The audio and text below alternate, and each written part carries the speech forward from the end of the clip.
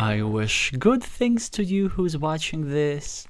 I am Alexey, and this is part 2 of day 2 of the 4th round of the 2025 Carcassonne Champions League. And today we are about to have a Carcassonne feast, as we will be observing 2 matches at the same time, although according to y'all, I made a little poll, and of course the majority of you really prefer prioritizing viewing the reigning champion in action, which is exactly what we're going to do. So our main course for the evening is, of course, Vladimir Kovalov with his screen name someone you know, against the French player with this here screen name, which, as I know, originates from their first name, which is Gassion, but I already can't unsee it. To me, it looks like French lead for gâteau, which is the plural of cake.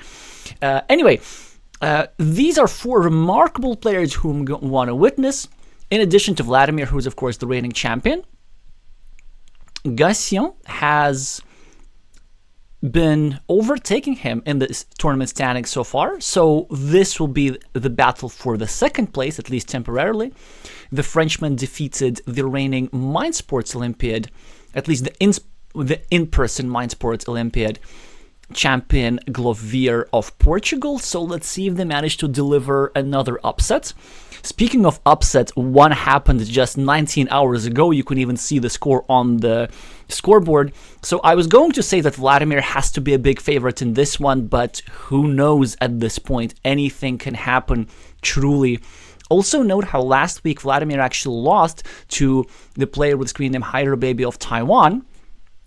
And it is the Taiwanese player who is in the lead in this group, so this means that the match will be quite important for both players when it comes to the final tournament standings. I need to remind y'all that the top 3 are players who advance to the next round.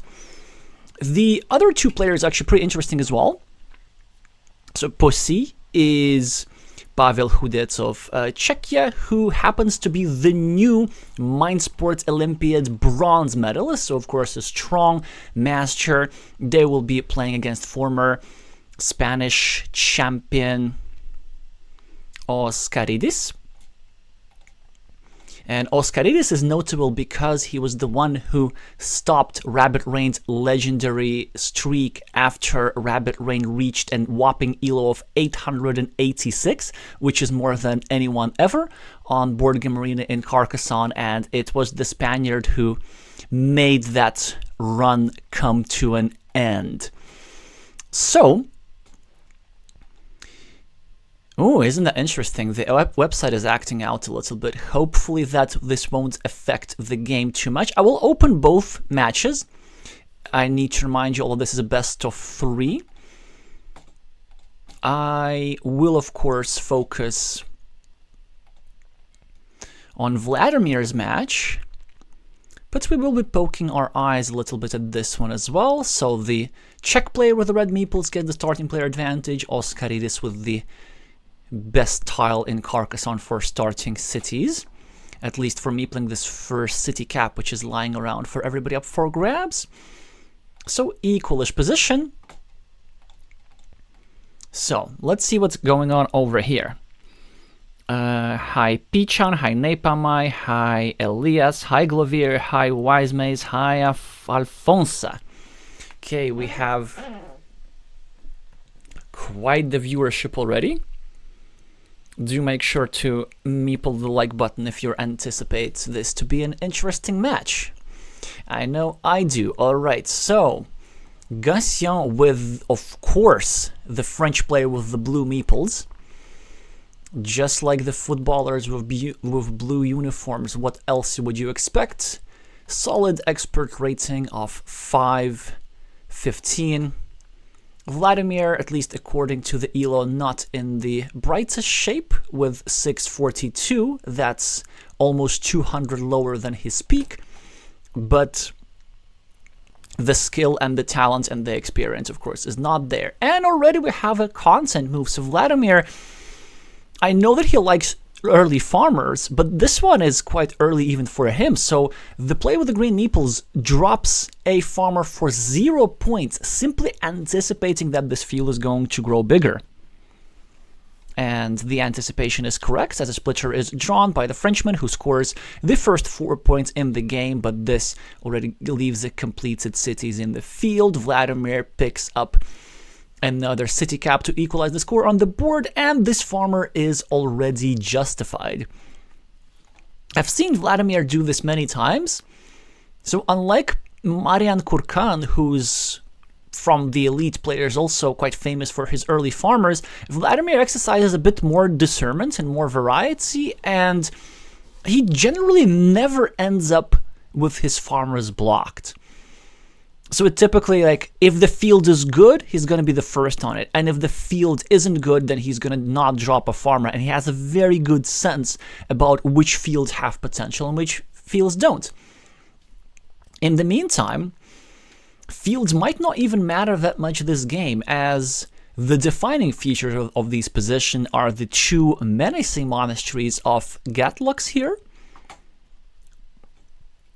Now, this green monastery and this blue monastery, of course, cancel each other out, but these 2 guys are scoring already 5 points each, and they already have loads and loads and loads of potential platforms to get 2 extra points for each of these tiles.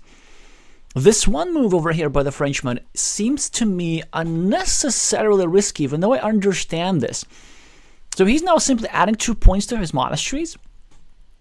But what I'm apprehensive about is the fact that he's dropping 2 city caps in what currently is his opponent's field. And given the fact that his meeples on the cities are already quite obstructed, it seems to me that he would be at a long-term meeple minority, which would make sure that he is not able to fight for the field, at least not able to do so productively. And so then from his perspective, he really should be keeping the fields as small as possible. Although what we see right now is very much the opposite of small. This farmer has become into an agricultural corporation. Already 3 completed cities for 9 points, 1 more, so 12 points, plus 3 more cities in the making. And these monasteries seem to be not enough. So we can see how severe is the price for this move. Accidentally, Gatien gave Vladimir 6 extra field points, and of course some extra city caps to work with. And it will be very difficult for the Frenchman to equalize the field. So normally when you have these monasteries, you actually want to play the game in such a way that would not you require to fight for the fields. Because normally if you keep your opponent's field small enough, then the 18 points that you get for monasteries plus the 2 meeple back should outcompete any field that your opponent may have. But this may not necessarily be the case here. Vladimir now tries to accomplish a complete block against blue here, but an excellent tile for Gatien to save himself. And he even goes for a farmer, really banking on the 75% chance to draw a starting tile. Now, is it justified?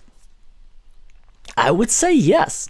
First of all, 75% is a really good chance. Now, against most players, I wouldn't really like doing something like this, because if you commit 2 meeples towards 1 tile of which you have a 75% chance of drawing, you're kind of accepting a loss in 25% of cases. But if you're playing against the reigning champion, then maybe taking a 75% chance is not the worst that you can have. So it really depends against whom you're playing. And also a great tile for Gatien a bit early, as he managed to retrieve the meeple from his 8-point city, which is why I question this move already. He's now fighting for the field, which makes sense, you know, because he's going to invade here, this guy going to invade here, and he invades here. But I think he should have thought a bit longer about this, because you can see that he hasn't even spent more than just a couple of seconds of his time bank available. And the reason why I would really think after recovering a meeple over here is because I would need to reassess the entire position. With these two meeples potentially blocked, the position of blue wasn't great, but with an 8-point monastery with 15 points lead on the scoreboard and a 75% chance to recover the one and only precariously placed meeple, now the Frenchman's position is great. So probably my strategy here would not even be bothering with the field, because even if you equalize the field, you can always lose the field again. I would just simply start scoring and try to outrun my opponent. And as blue, I would start thinking about how I could win, even in the event if I do not draw the starting tile. Vladimir is now trying to increase the safety of his road meeples. Gassion, with some more city caps, probably going to score, which is exactly what he should be doing. So this is not a bad move necessarily, but I would wait until I do something like this for a worse tile. Maybe something like a Dorito, or even better, a cow tile, so that I could invade the farm without sacrificing 2 beautiful city points. Moreover, now Vladimir has started blocking this farm, so this guy could end up with 0 points, but not anymore. He will end up invading the field, but I am still going to argue that this meeple could end up wasted, because this meeple only makes sense if the other meeple of blue successfully invades the field, for which there is a 75% chance, but in a position this good. Even if I'm playing against Vladimir, I would need to start thinking that 75% is just not good enough. So after extra 8 points on the scoreboard from endless city caps, the play with the French meeple should really be winning this game. Vladimir attacks the field more, and at this point, as the Frenchman, we need to make a decision whether we're dropping the third farmer, in which case there's a fantastic place to do this over here. An unblockable invasion through one of the 4 remaining Doritos with the road, plus extra value for a completed 4-point road. By far the best invasion spot. But instead, he starts a new city, which is a strategy which I really like. This meeple already scores 7 points and creates quite the threat of completing the city thoroughly. The thing with creating threats like these, they are especially dangerous when your opponent is low on meeples. If they have 1 meeple or 0 meeples, they might not even be able to invade at all, in which case Vladimir's only option is trying to block that city, which is easier said than done, because with 6 Doritos remaining, there's this beautiful city building pattern that is available for Vladimir. And now we finally see Gassion making a big, huge, massive strategic mistake. And this is how he could really lose the game. So this move is extremely poor, and I was hoping that the Frenchman would be able to resist. So first of all, main problems with the move. He's placing his last meeple on the farm, and this gives Vladimir free reign to use his last meeple for a quick point. This field's connection platform, even though his invasion is successful, really doesn't accomplish much, because Vladimir is just going to drop a farmer here later. There's still plenty of places where Vladimir can drop a farmer, and all of that will not even be necessary for Vladimir if blue does not successfully drop a starting tile over here. The second problem with that move is that in addition to spending his last meeple, it actually expands the field. Before this move, the field was a manageable 15 points, which is a lot, but it does not even fully compensate the scoreboard lead Gassion had. But now the field is 18 because of this completed city, and it soon will be 21 because of this completed city. So the Frenchman made it less likely that he's going to win the field, and he also increased the stakes for the field. The field is already 21, it's soon going to be 24, and it will keep growing and growing and growing. There are more problems. This move sacrificed 4 points which he could have gained for this road. And he will sacrifice many more points. Because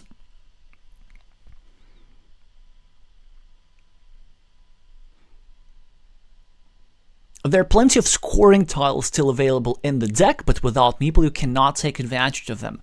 So before dropping your last meeple, I need to assess several things. First of all, we need to assess the probability of recovering our meeple. It can be done through a starting tile, through a back-to-back sequence of tiles that complete the city for us, or by going over here, completing our monastery, and maybe even helping Vladimir's city in the process. So there's some possibilities of recovering a meeple and not many. So this means that we're going to be spending some time meepleless for quite a long time. And during that time, we will be drawing tiles like these. Tiles like one of the 4 remaining crossroads. So look at this. Gassion drew a crossroads, and he cannot use the crossroads productively. I guess he can go over here, maybe start blocking Vladimir's farmer a little bit, but that's about it. Or maybe trying to block the field invasion somehow.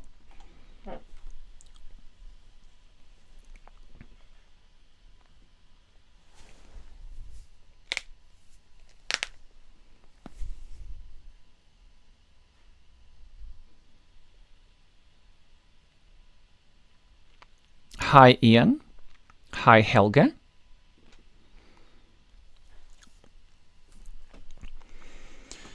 Yeah, and you see now the Frenchman is thinking, where exactly do you drop this tile? And he does find a productive move, so he puts a bit of pressure on this square. In the meantime, Vladimir's free to take 3 points, which were left for him by the Frenchman, who is now probably looking to continue his city, which has already become a ruin, sort of, kind of. Note that Vladimir drew one of the tiles that fit into this square. He's now also invading the field and has the majority on it. And now we're probably going to see the Frenchman complete Vladimir's city, because what else are you going to do? How else are you going to get meeple back? Are you really going to wait for the starting tile over here?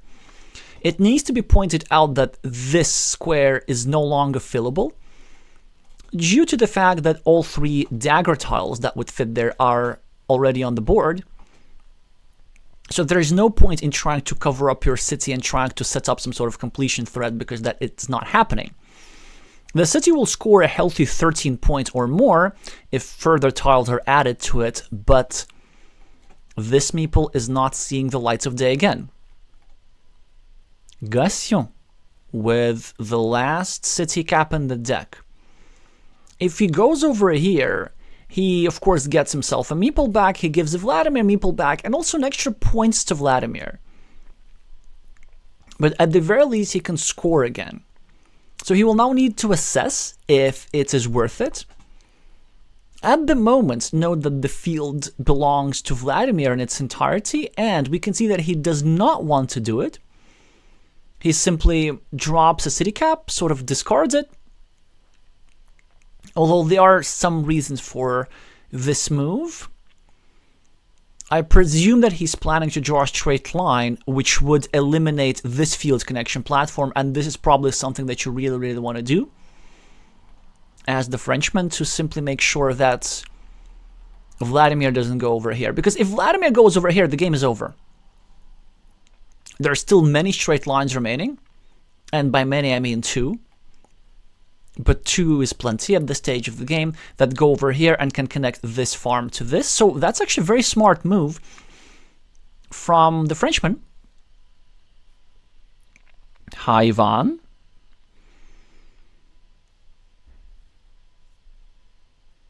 Vladimir with a straight line.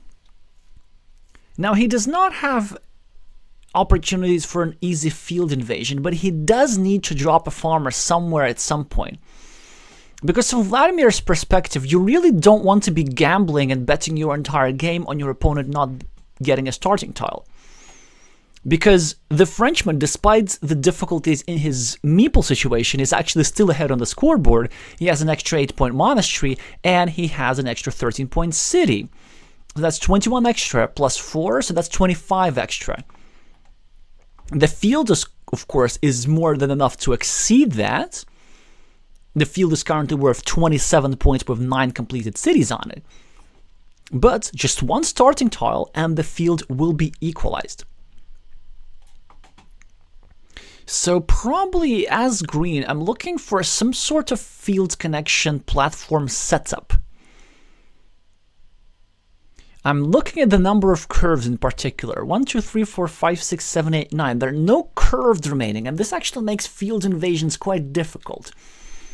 There are not many squares for that remaining at all. Maybe there's this platform over here which could be used.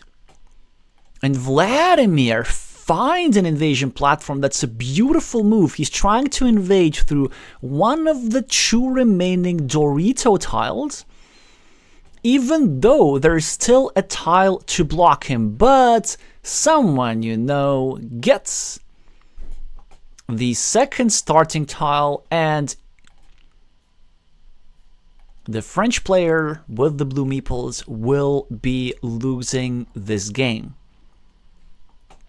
A city is completed, a farmer is drawn, the field is now worth 30 points, and even though blue draws one of the 2 tiles that fit for green into the square, green managed to get another farmer which surely will invade into the field, and even if it doesn't,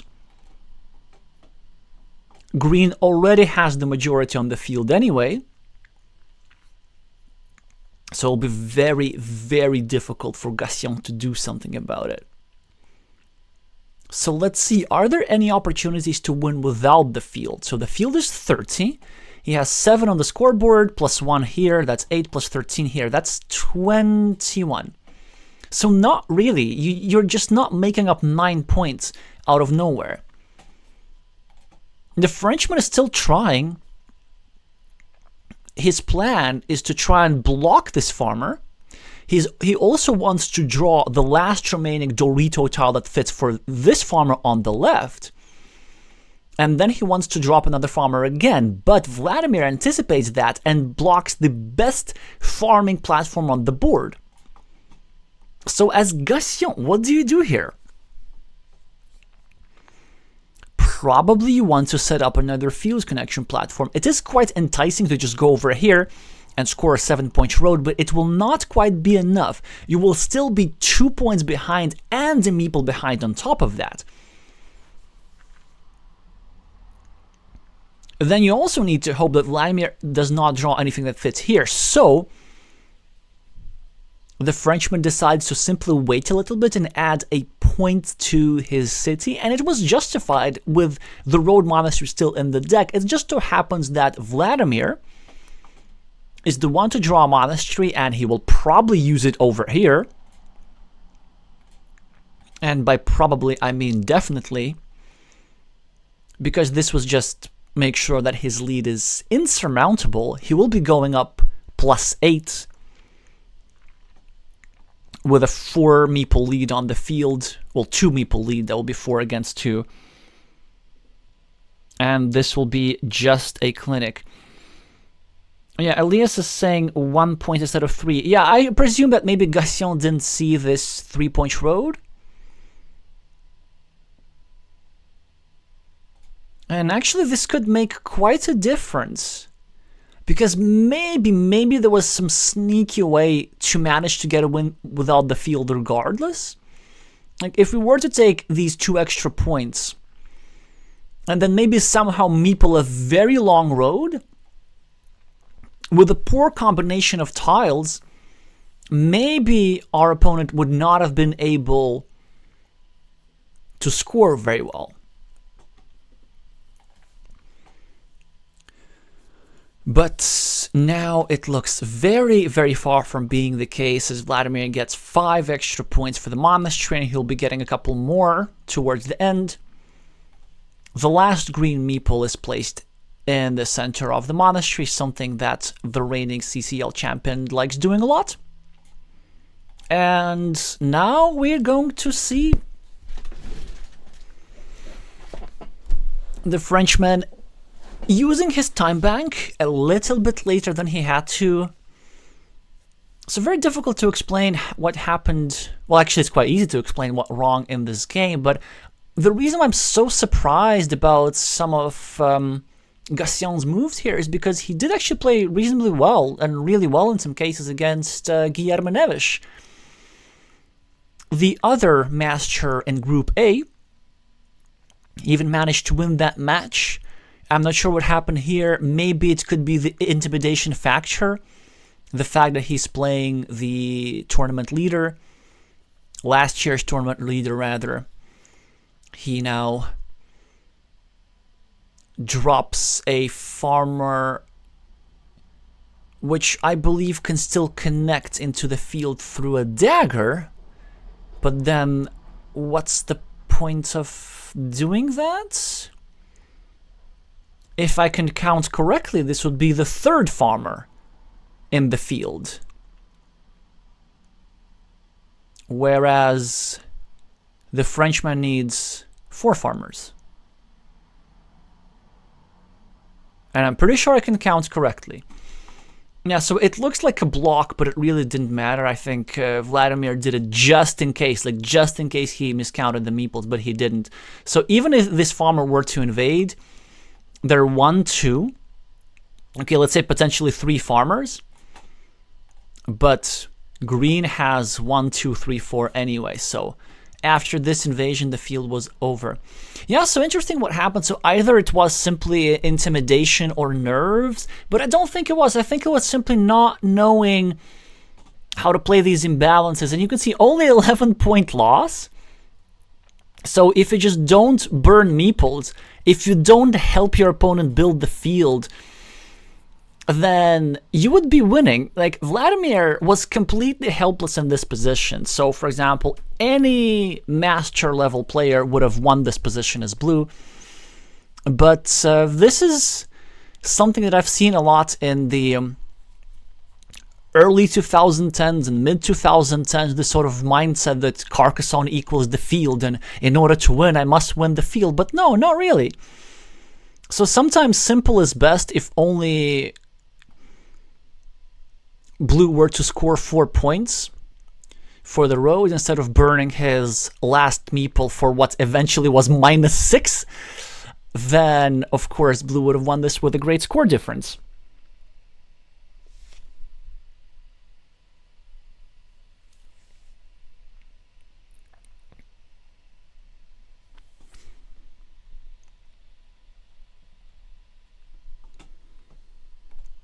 Well, in order to be intimidating, of course, you have to have the pedigree, you have to have either the elo or the reputation or the awards like Vladimir has. You simply have to be scary in your opponent's mind, and this is something that seems to have happened. So the second game has already started. I just want to update the scoreboard to reflect the fact that Vladimir has won, and his position in the second game is already looking pretty good. He got the first 4 points for the city. He's the starting player. He got the first monastery. Pretty much everything that he wanted. He's even making a move with which I actually do disagree. I really prefer the city cap rotation the other way, because there's no real incentive in restricting a city cap next to your own monastery.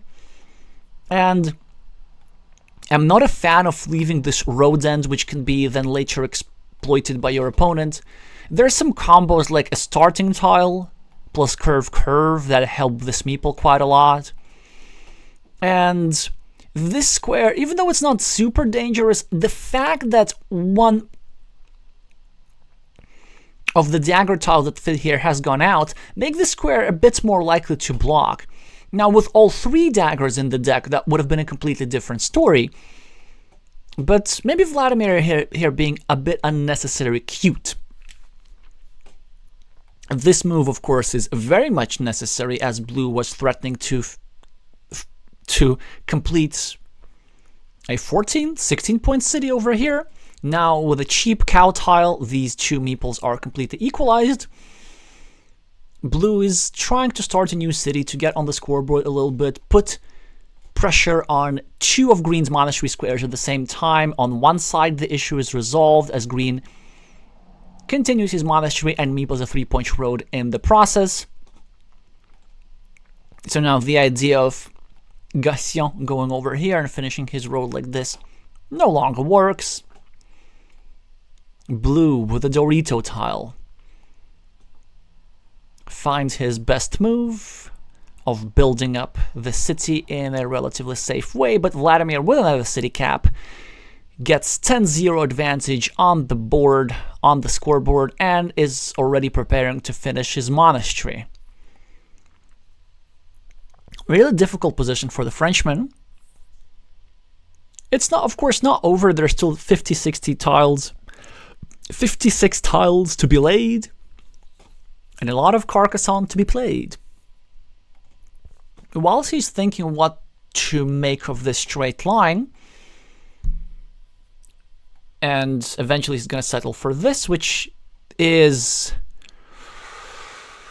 yeah, we're probably talking nerves here. So we're playing some cooperative Carcassonne as Carcassonne just adds a point to Vladimir. Of course, you want to play some meeple over here. Why would you ever do that? And I'm pretty sure that the reasons for these moves are purely psychological. Because there's no reason to help your opponent. At least now he gets a monastery. Now that's a bit some saving grace for his position. This monastery is really strong. It's 6 points. It's controlling Vladimir's road. It is supporting his city. He now gets a lovely starting tile, which he can put to good use either here or here. And he does find a more precise move of blocking from below due to dagger asymmetry. So he is restricting the city a little bit more, leaving one fewer tile to draw for its completion. That's because 2 of the right-handed daggers have been drawn compared to just 1 left-handed dagger. So I wonder if Vladimir wants to go over here and defend his city, not allow it to be committed to just one type of dagger, to just one tile. Maybe with a meeple over here.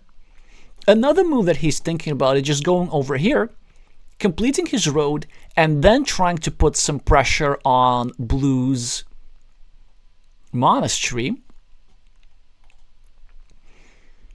A third move, which I really like, is ignoring both threats and simply scoring some more. Like, if you go over here and take a road for 3 points, you're actually threatening to complete a 6-point road and then maybe even drop a farmer.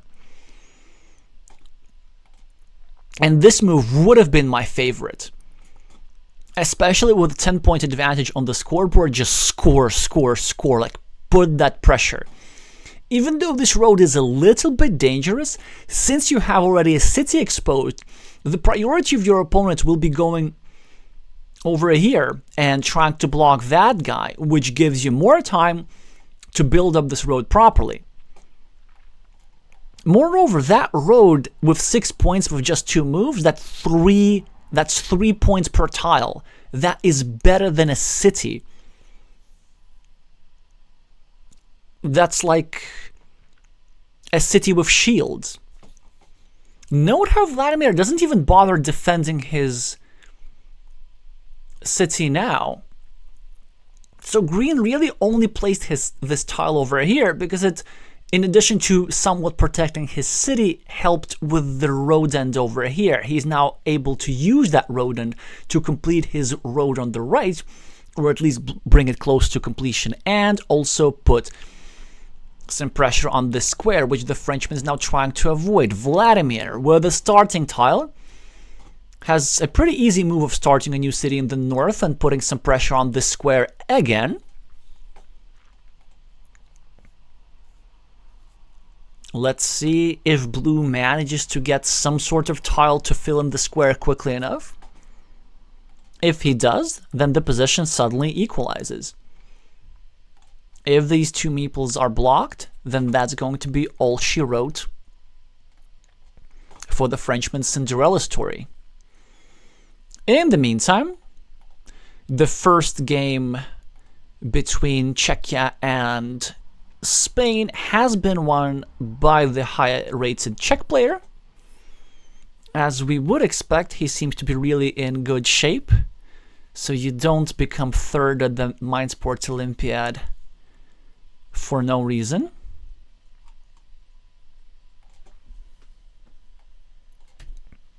Let's see if their second game has started. I presume it has.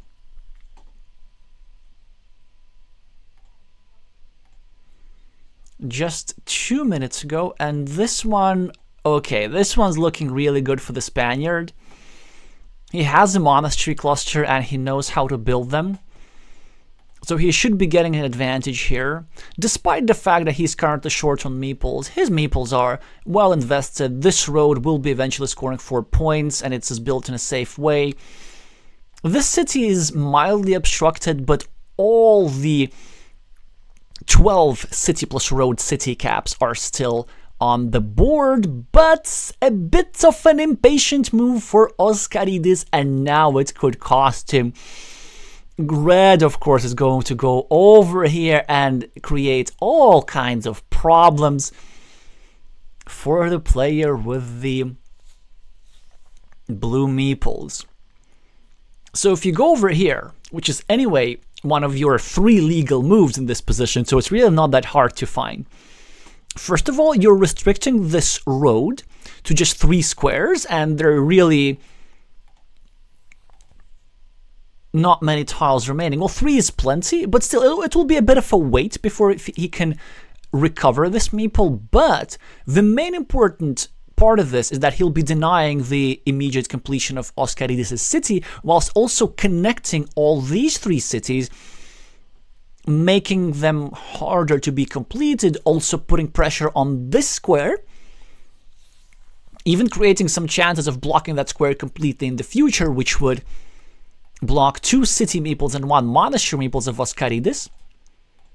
So not really a great situation for Oscar. And now this also means that he might be reluctant to meeple a monastery, or he does meeple a monastery anyway, which I respect, but it will be a while before he can get a meeple back, and he certainly will be losing value from some scoring tiles like crossroads or city caps, and this is exactly what Prix wants. Also, the Czech player can now draw inspiration from another Slavic country and try to combat one of these monastery clusters by the good old Ukrainian technique. It's not obvious exactly whether you play against these monasteries or against these monasteries.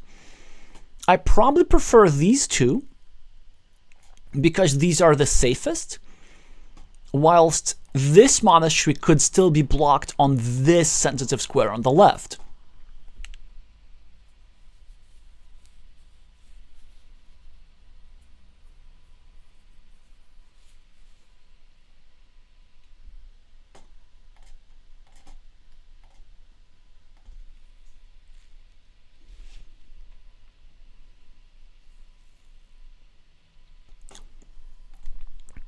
In the meantime, Vladimir has gotten a bit more of an advantage on the scoreboard in our main game of the night.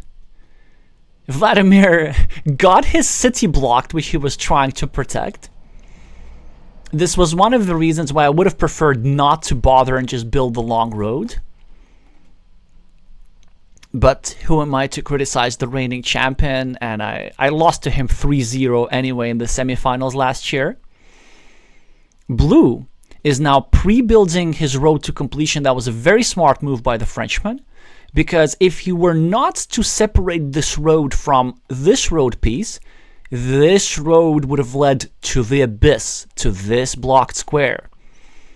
Vladimir with a scoring tile looking to get 4 points. Overall, a slightly better position for Vladimir. who now decides to not score 4 points, but score 3, but at the very least shorten Gassion's road, not allowing him to score 7. The disadvantage of this move is that it leaves a 3-point road up for grabs. And the Frenchman now has 3 meeples. He's down 17 points behind on the scoreboard, but it's actually not that tragic. He can still get a meeple back from here. 2 splitters available.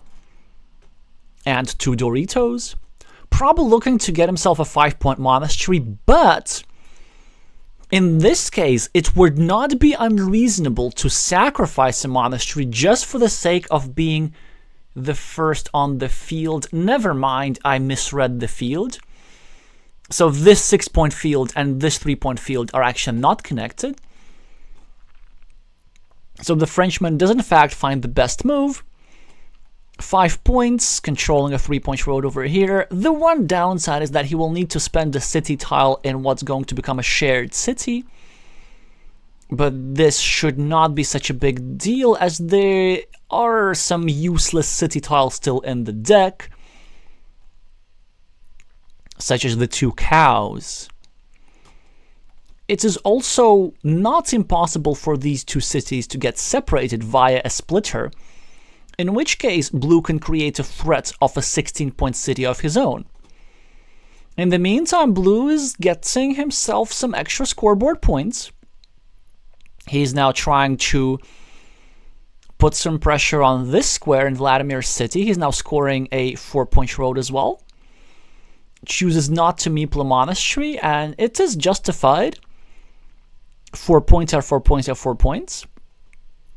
This 7-point spot, of course, looked nice, but then it had a variety of problems of giving back a field, of giving back a 5-point road, and so on and so on.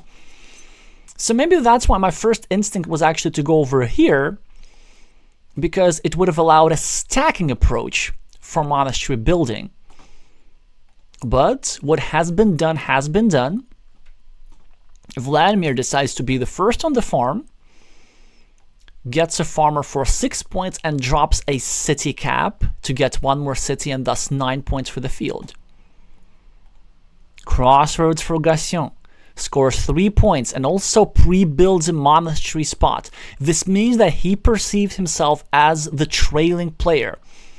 And rightfully so, as Vladimir crosses the 40-point threshold by completing a 3rd city in his field. Gassion, with a great tile, looking to either go over here, building up his monastery and his side of the city where Vladimir has not connected, or perhaps over here, looking to exert additional pressure on Vladimir's soon-to-become rhombus-shaped city. He chooses the former approach, potentially setting up a curve plus monastery sequence to complete his monastery with another monastery. It is still possible with 2 church tiles still in the deck. One thing that we are short on is curves. In fact, there's only 1 curve remaining in the deck. This could become later relevant for field play. For example, it is now much harder to meeple a counter field on the left, given the fact that only 1 tile fits into this square to do so. In the meantime, Oscaridis is still without meeples, and Prix did go for the Ukrainian technique, and look how well it works. The Czech player with 2 meeples and the Spanish player with 0. So if Oscaridis wants himself to get a meeple back, he will be forced to complete Prix's city, and this is also why Prix is not going to go over here. He'll be happy to get his meeple stuck for 2 points, just as long as the Spaniard does not get his meeple back. This is still not a bad position for Oscar. Even though Pavel drew one of his 3 outs for his road, there's still 2 remaining, and there's still 3 tiles that fit into this square for recovery of one of his monasteries.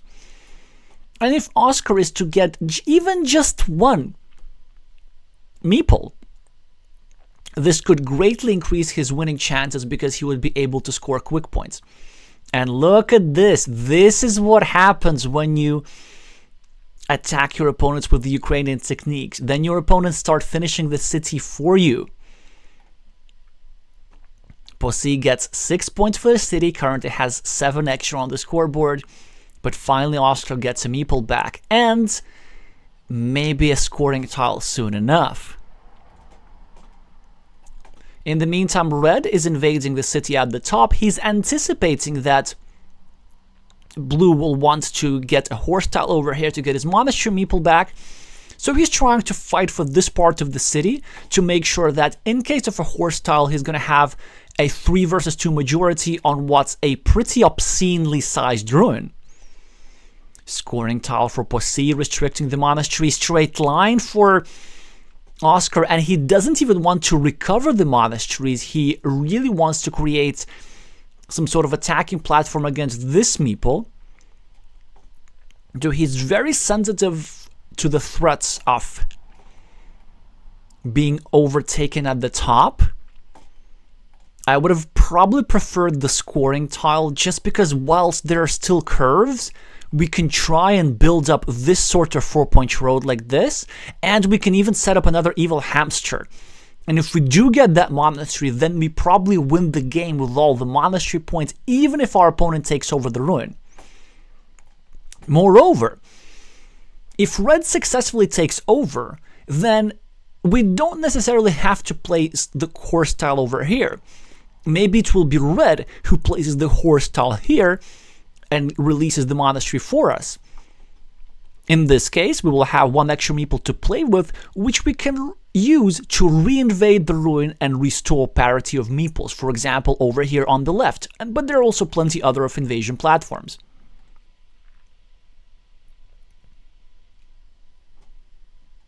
Wait, Glovier is suggesting a double Ukrainian technique. Is this possible, though? In order for that to happen, you would need to get some sort of a Dorito or a big tile. Oh dear, Oscar. He really hates the idea of having meeples in hand. So with 26 tiles remaining, he drops an adventurous farmer for 9 points, which of course is going great to draw, which is of course going to become 15. The issue with this farmer is that it is so easy to invade. And also now Oscar, he just does not build up his monasteries. Yeah, it appears to me that we're seeing sort of the same issues in 2 games, that the fields are being overvalued by some of the players. He could have released already one of his monasteries by now, but instead he drops a farmer, which will end up just burning his meeple. Because Red is going to go over here, drop a farmer, or he's going to go over here, drop a farmer, and invade the main field like this. So this does look like a difficult position for Oscar, even though these monasteries were great. Just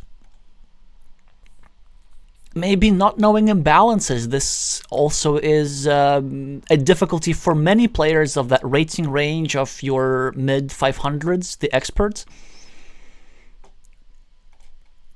Well, let's see if he manages to recover of it, because his monasteries are still scoring somewhat.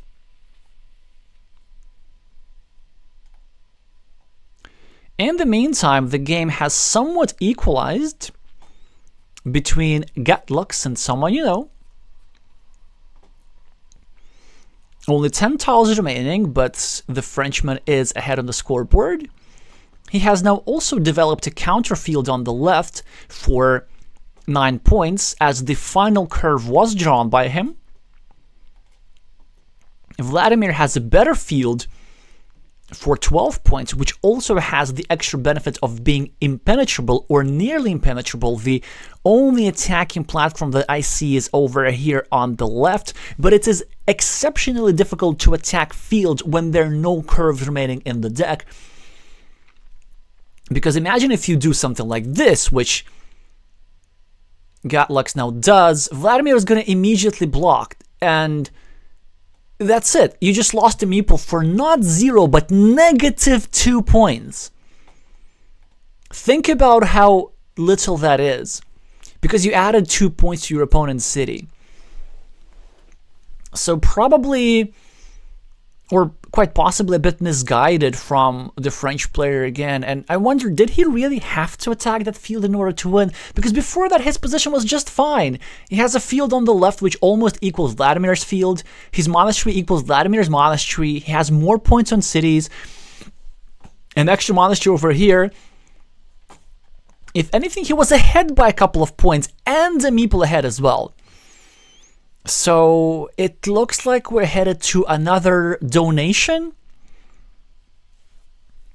to the fund of support of the reigning CCL champions. He now also forgoes points, which makes it a bit less understandable for me. I think that he simply wanted to avoid green scoring some quick points over here, but it was not possible anymore because all three vertical city splitters have gone out. So there was no threat of green going over here and scoring 7 points. But you know which threat is there? Green drawing one of two splitters and continuing and completing his city over here. So a move which I would have played is just maybe going over here for 2 points and reducing the chance of it happening. This move, of course, has one downside because there is still a cow remaining, and Vladimir could maybe draw a cow, and then he could draw a city cap and finish an even bigger city.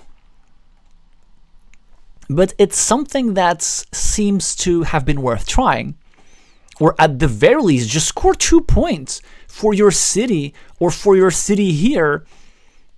Or even 1 point for, okay, this would have been bad. Or even 2 points over here, just anything. Moreover, blue makes it impossible for him to reinvade the field again, which is something that he might want to do, because maybe towards the end of the game he might realize that this 12-point field is important, so he might have to go over here and drop a farmer and get a straight line like this and invade.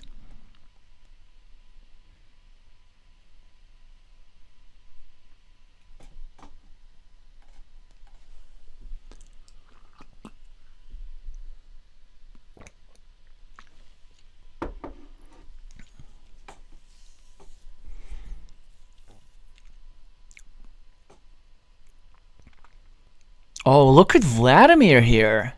He's looking to invade the big city, but does this work? 1, 2, 3, 4, 5, 6. So there's a 75% chance of invasion because a quadruple city and a cow are still available. And I think the reason that works is because Vladimir has other winning tiles. He has the splitters available over here. He gets the big tile.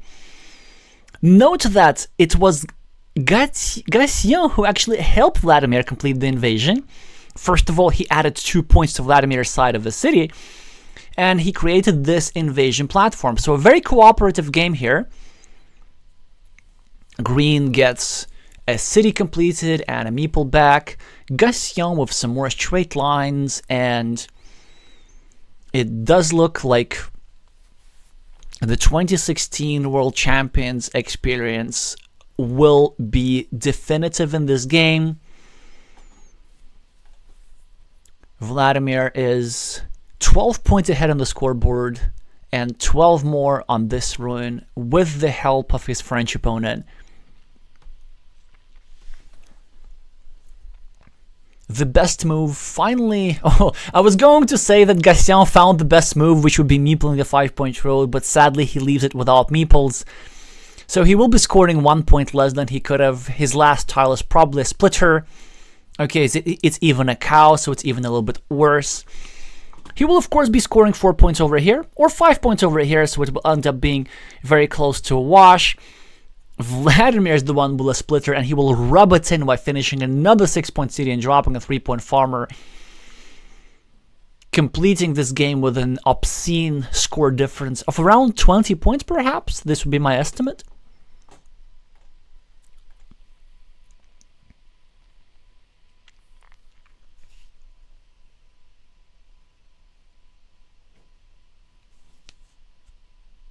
Players exchange pleasantries in the chat.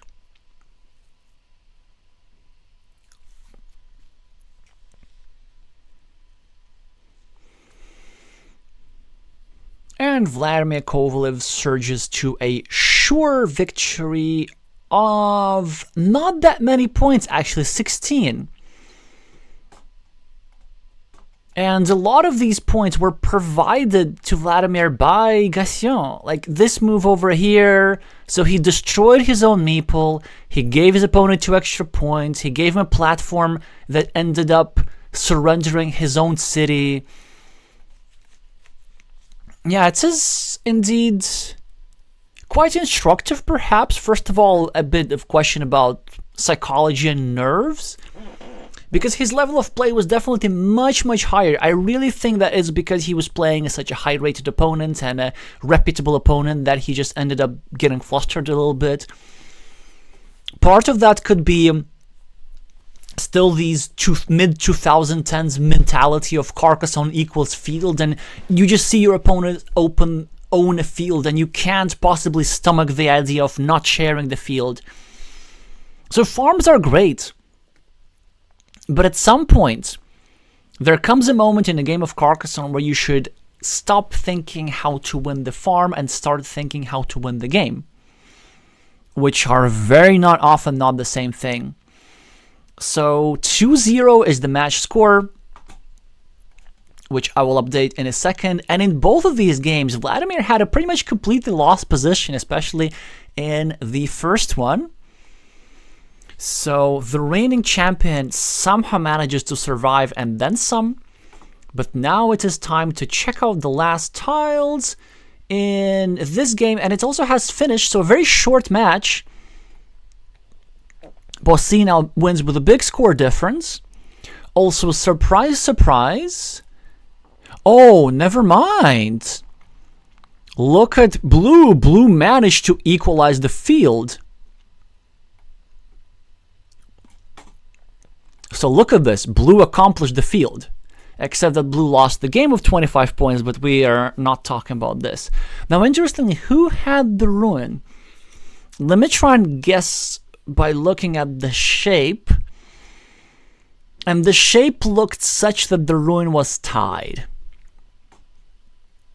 It seemed to have been the case.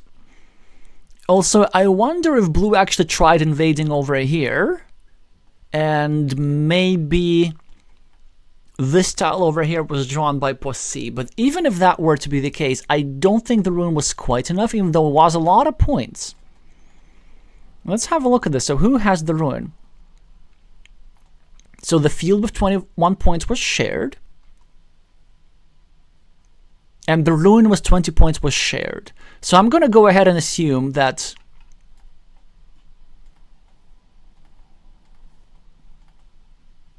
a blue meeple was placed over there. And then just this tile, the key tile, was drawn by red. Perhaps over here to score a 5-point road. So it was in fact a big swing.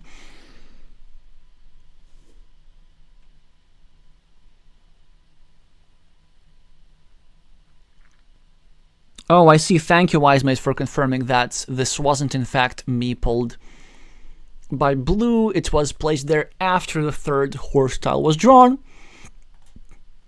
Yeah, so anyway, a set of instructive games. It just shows you how important it is to keep a meeple in hand. Yes, meeples are of course overrated, but every position is different. And in both matches that we witnessed today, having a meeple for quick points would have made a big difference for both sides. And Oscar did manage to lose 2 of these monasteries, even though it was possible to complete both of them. Let's see about the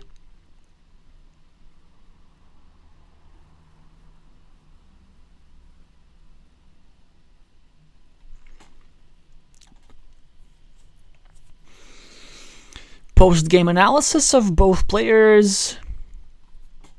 Of course, the Czech is trying to be polite,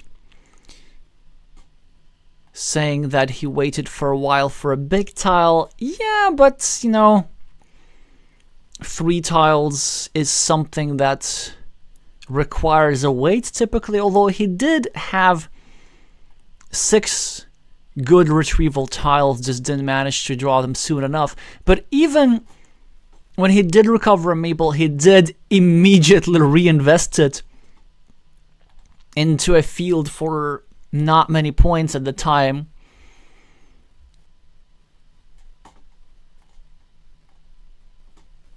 So 2-0 and 2-0, so quite predictable results.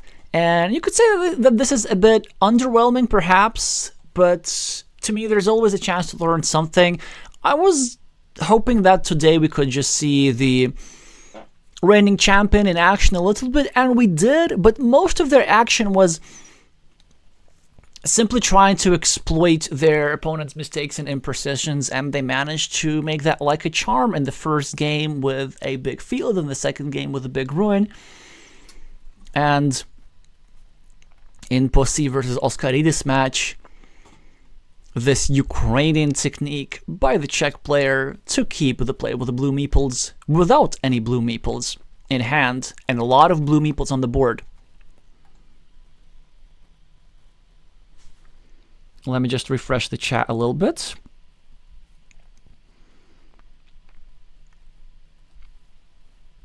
Now, this is not true what you're saying. I am reading the chat, unless you're referring to the game chat of the players, which I'm not always reading.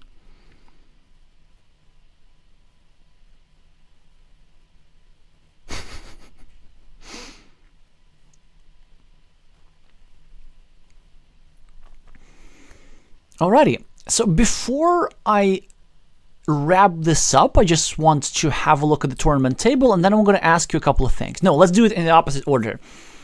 So first of all, I want to ask you about this format. Normally, I try to focus on one game at a time for deeper analysis. Here, we're mostly focusing on Vladimir, but jumping in between two games. Do you prefer the usual way or the way it was today, or something in between? So really curious what you think about the format of doing multiple matches or multiple games at the same time. I know there are different preferences in that regard, and whilst you express your preferences in the chat, let's just see what today's matches have done for the tournament scoreboard. Well, Oscaridis is officially out of contention with 4 lost matches, sadly, despite their spectacular feat against Rabbit Rain last week. Prix now all but guaranteed himself qualification with 3 matches won, and an even better tiebreaker than Rabbit Rain, who, as you can see from the scoreboard, delivered, or at least was the subject of probably the greatest upset of this Champions League so far. So now there will going to be a tight fight for the 3rd place in this group between Kaika, Manarori, and crocodilefundy. We looked into that a little bit during my midnight stream some 20 hours ago. So everything will simply depend on the last couple of matches on the group. Let's just see who's going to play. Yeah, Prix just played Oscar, and Kaika against Manarori is really going to decide everything. If Kaika manages to win against Manarori, then I think it will be obviously impossible for Manarori, but even for Croco here, it will be extremely difficult to overtake him. If Manarori wins, then that will be a result which favors both the Mexican and the American, because they'll be more likely to overtake the Malaysian. So I will do my best to try and show you this match this week, but it has not yet been scheduled to the best of my knowledge.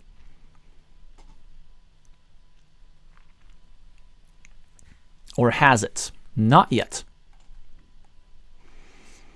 As for Group A, someone you know has convincingly taken the 2nd place in the group.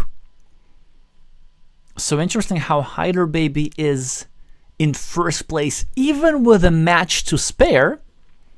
Although, of course, it is possible for them to lose 2-0 to somebody, in which case they would be behind Vladimir, who currently is on 3-1 matches, 7-1 games, 4 lost games. But if Hydro wins even just one game, then they will be very close to guaranteeing themselves the first spot in the group. Gassion, currently in third place, still solid chances of qualification, but today's match result must have been enjoyable for these three guys who are still in contention. Glovier and Singh, of course, are one match away from equalizing their tournament situation with the tournament situation of Gassion.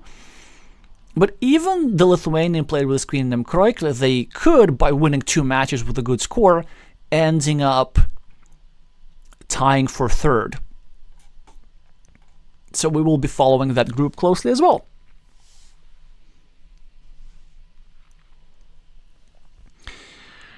Oh yes, right. The win of Pavel sets up a very nice decider for the first player in the group, so I would still have to favor Rabbit Rain quite heavily, but at least it will be a battle of 2 masters and there will be something at stake. Even though it is the first 3 players who qualify, the first player has the added pleasure of going straight to the quarterfinals and not having to play the round of 24.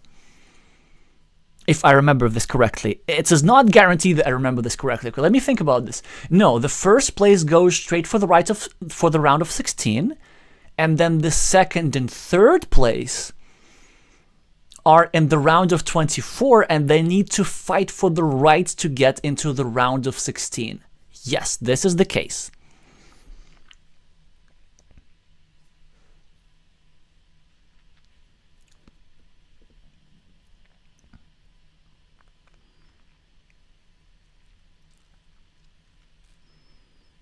Thank you all for your comments about the formats. I personally also prefer to do a little bit the usual way. I am the kind of commentator that likes to talk about one move for 10 minutes. Today, just a little experiment with more play-by-play, less color. But I know that most of you are here for the color, and this is what's going to usually happen. Then the next issues for us to discuss, we meet probably, like, I'm 90% sure that I will be able to show you the midnight match. Vivian Charlot, the reigning runner-up, against Hector Arce of Chile. Surprisingly, this match would have a lot of tournament significance because the Frenchman has not secured the qualification from Group B, nowhere near so, by losing 2 matches. So this could be very much the match for a spot in the playoffs. There's a small chance that I will be able to show you the morning blitz match of Wise versus Mate 11. But this chance is very, very slim, so don't count on it. These 2 matches I will not be able to stream. And on the 1st of February, we're going to have ourselves a lot of content. So first of all, this evening match, maybe even this one over here, but one other thing is happening on February 1st. It is the Mind Sports Olympiad Grand Prix in Carcassonne. And I decided that I am going to stream a significant portion of that tournament. Either just the playoffs or maybe even the entire thing. Most likely just the playoffs, which would be early evening in the GMT time zone. And then we would probably finish right before the Champions League match between Game Over and Ilya Slonimsky.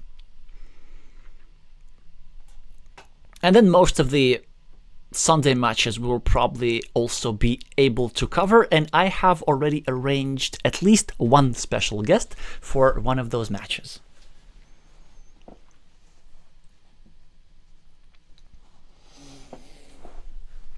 So then that's going to be it. I will see y'all soon enough. Make sure to meeple the like button for the algorithm and subscribe in case you're here for the first time. Thank you all so much for watching, and I'm gonna see you soon.